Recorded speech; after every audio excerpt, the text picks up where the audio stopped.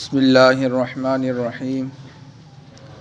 حضرت عبداللہ بن عمر بن عاص رضی اللہ تعالی عنہما سے روایت ہے کہ رسول اللہ صلی اللہ علیہ وسلم نے ارشاد فرمایا، جس شخص نے کلام اللہ شریف پڑھا اس نے علوم نبوت کو اپنی پسلیوں کے درمیان لے لیا۔ گو اس کی طرف وحی نہیں بھیجی جاتی۔ حافظ قرآن کے لیے مناسب نہیں کہ غصہ کرنے والوں کے ساتھ غصے سے پیش آئے یا جاہلانہ سلوک کرنے والوں کے ساتھ جہالت کا سلوک کرے، جبکہ وہ اپنے اندر اللہ تعالیٰ کا کلام لیے ہوئے ہے۔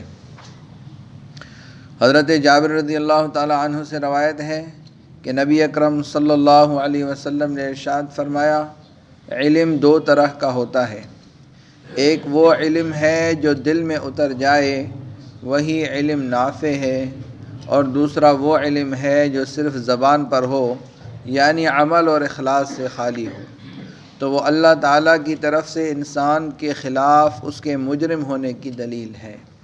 یعنی یہ علم الزام دے گا کہ جاننے کے باوجود عمل کیوں نہیں کیا۔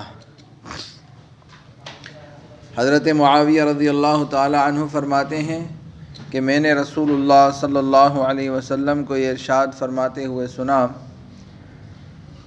اللہ تعالیٰ جس شخص کے ساتھ بھلائی کا ارادہ فرماتے ہیں اسے دین کی سمجھ عطا فرماتے ہیں۔ میں تو صرف تقسیم کرنے والا ہوں، جبکہ اللہ تعالیٰ عطا کرنے والے ہیں۔